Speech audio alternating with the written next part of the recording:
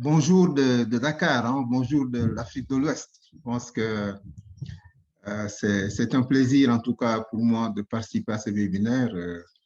Au nom du Polo de Dakar, donc je suis membre, je suis, comme l'a dit Jean aussi, ancien secrétaire général de l'OMVG. Mais merci à nos partenaires de la Chine, hein, le ministère de l'Agriculture, de l'eau et puis aux amis de la recherche. La DDC également, nos remerciements. Nadia, merci. M. Dia aussi qui est avec vous et aussi au général WhatsApp avec mon ami Jean. Moi, je vais vous parler de l'eau surface. Hein. Mais comme certaines présentations l'ont montré, hein, l'eau surface, quelquefois, a été liée aux eaux souterraines. La dernière présentation avec les questions de recharge le montre.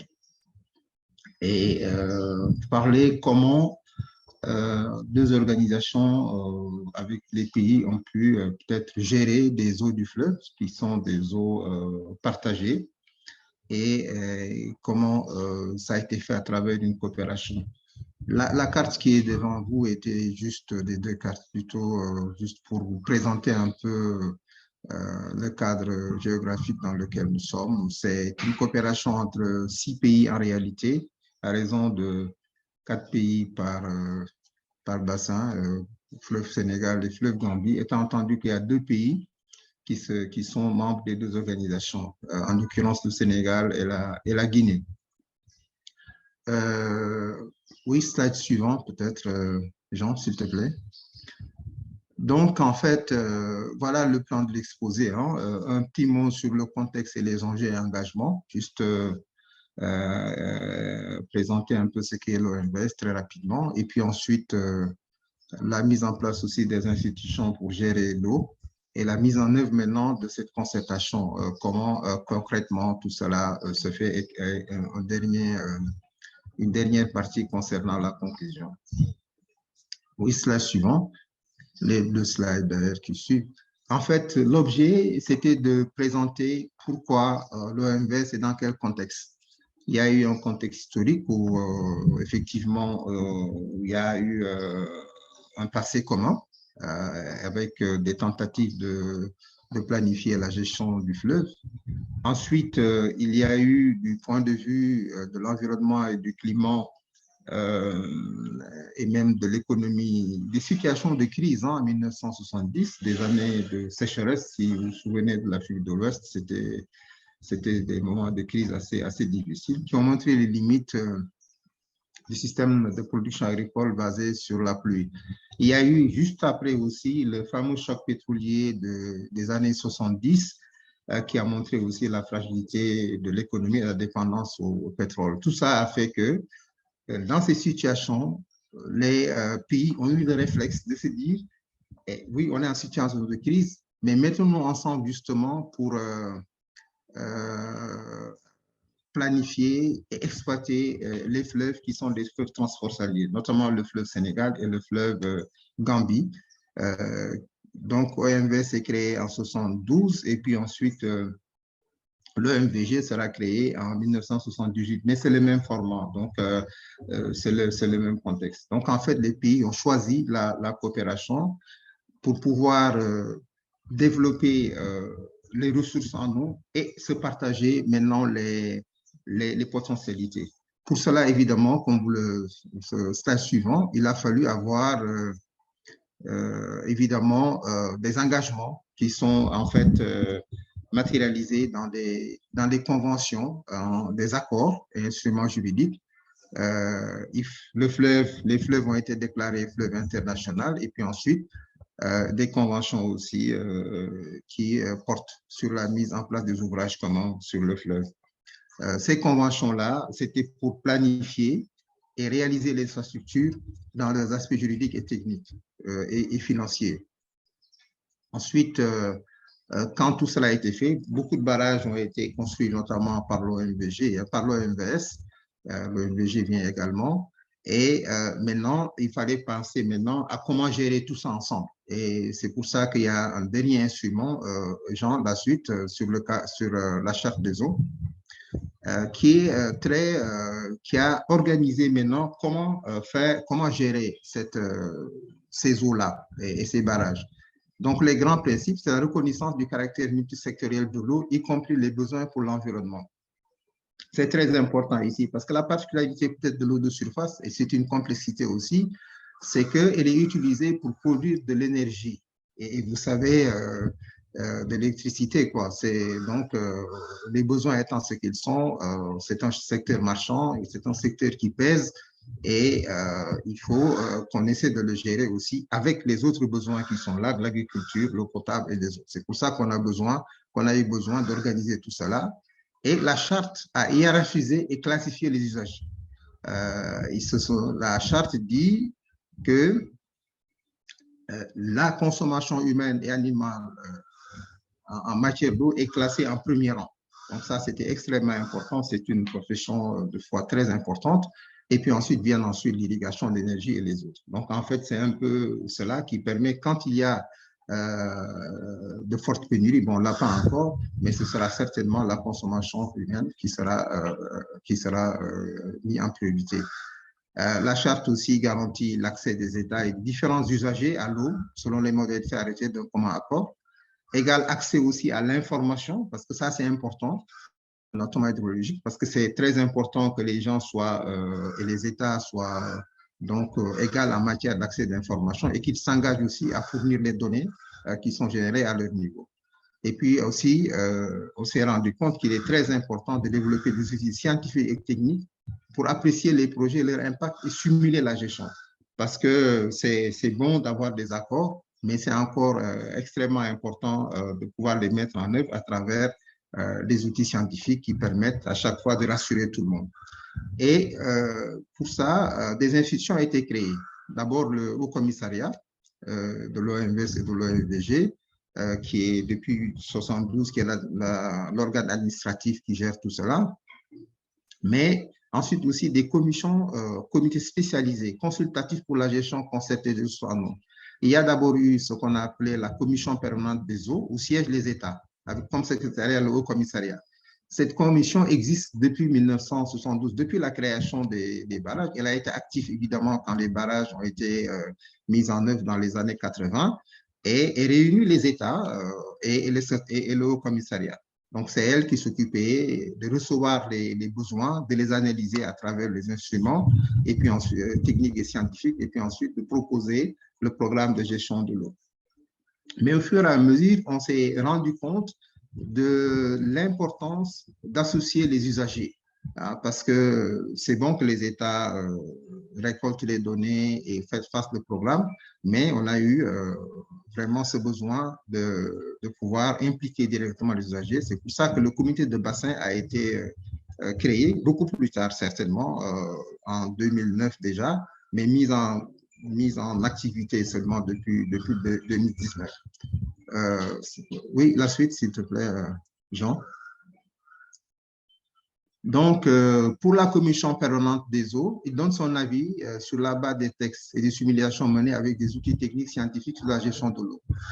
Il donne sur les principes et modalités de la répartition équitable des eaux entre États, mais aussi entre les usagers.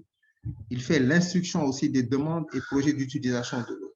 Chacun ne veut pas venir comme ça faire des projets. Il faut que ça passe par un circuit et qu'on analyse, qu'on regarde la faisabilité. Et puis ensuite, non seulement la faisabilité à terme de prélèvement, mais aussi en termes concernant les rejets. Et pour cela aussi, il y a le suivi des prélèvements et des rejets dans le système du fleuve. On évalue aussi les règles d'utilisation des eaux du fleuve et un avis est donné sur la tarification, parce qu'également, l'eau est prélevée, mais il est donc soumis à une tarification. Donc, je disais tout à l'heure que pour cela, on a eu besoin de développer des outils, un modèle de répartition des coûts et charges entre les États et les usagers, un réseau d'acquisition des données hydrologiques, un tableau de bord des besoins et des ressources, et puis ensuite des modèles de simulation de gestion des ouvrages communs, les barrages que nous avons construits. La suite, s'il te plaît, le comité de bassin. Maintenant, le comité de bassin est beaucoup plus élargi. Il rassemble l'ensemble des acteurs et institutions usagers de la gestion de l'eau du fleuve. Il donne aussi un avis consultatif aux autorités. Sur les grands axes de la politique d'aménagement du bassin, la gestion de la ressource en eau, la protection de l'environnement, la politique de tarification de l'eau et sur les différents qui peuvent naître de la gestion de l'eau. Parce qu'effectivement, on a beau avoir aussi ces institutions, ces outils, mais la gestion de l'eau étant quelque chose de tout à fait dynamique, il peut y avoir peut-être quelquefois des différends. Et sur ça, on a besoin de l'avis du comité pour donner un avis, pour nous permettre aussi d'avancer sur la résolution de ces questions-là.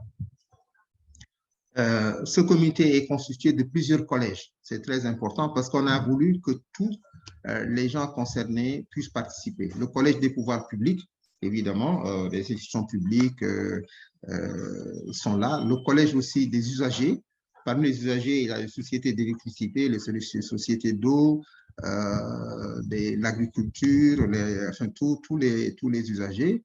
Et puis ensuite, il y a le collège de la société civile, qui a son avis aussi, avec les ONG, les diverses associations aussi, qui donnent leur avis. Et puis on s'est dit qu'il fallait aussi le collège de la communauté scientifique universitaire, pour que effectivement aussi qu'ils puissent donner leur avis neutre par rapport à tout cela. Et l'organisation est la suivante, c'est que la présidence de ce comité est assurée par un membre du Collège des pouvoirs publics. Ça tourne aussi entre les États tous les ans. Et ce président-là aussi prend part aux délibérations de la Commission permanente des eaux que j'ai citée en premier lieu en haut. Maintenant, peut-être le dernier chapitre concernant cela, c'est un peu les conclusions, les leçons et les perspectives. Notre système, nous pensons qu'il est assez solide parce que c'est quand même, il est basé sur la confiance, la concertation et la coopération. Et on a quand même pour l'OMVS 50 ans d'existence, 40 ans pour l'OMVG. Et jusqu'à présent, les choses se passent assez bien. Les problèmes sont résolus à travers les institutions que nous avons mises en place. Il faut dire que on a quand même l'engagement au plus haut niveau. Hein, les chefs d'État qui en fait sont l'organe d'orientation de ces organisations-là, mais aussi un comité, un conseil des ministres qui regarde tous les problèmes et qui prend les décisions et qui se réunit surtout assez souvent. Et la concertation est mise en avant pour pouvoir avancer.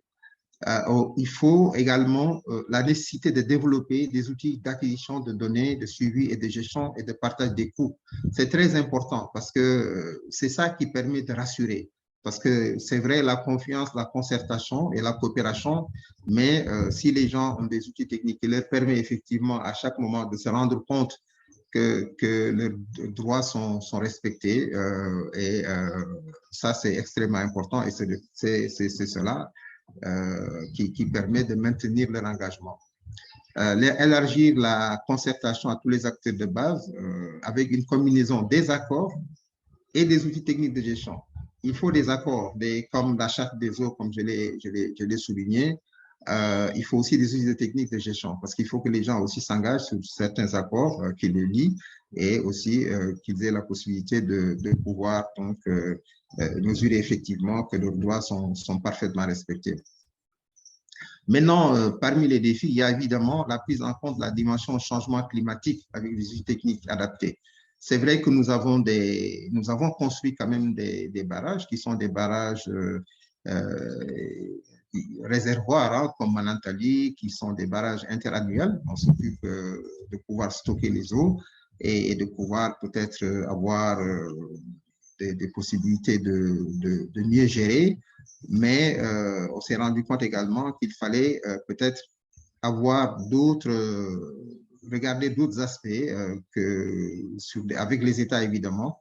Et là, je peux parler Jean l'a dit tout à l'heure, hein, le fameux projet de gestion du bassin aquifère partagé, parce qu'on pense qu'en combinant la gestion des eaux de surface et des eaux souterraines, certainement, ça va nous permettre de mieux adresser ces questions de gestion de l'eau qui vont être, si ces changements climatiques se confirment, notamment en matière de raréfaction des ressources, vont devenir peut-être de plus en plus difficiles à adresser. Évidemment aussi, parallèlement, des projets sont développés pour justement aussi promouvoir l'économie de l'eau, parce que c'est extrêmement important que des techniques soient données, notamment aux agriculteurs qui en fait qui consomment le plus d'eau pour pouvoir faire des économies.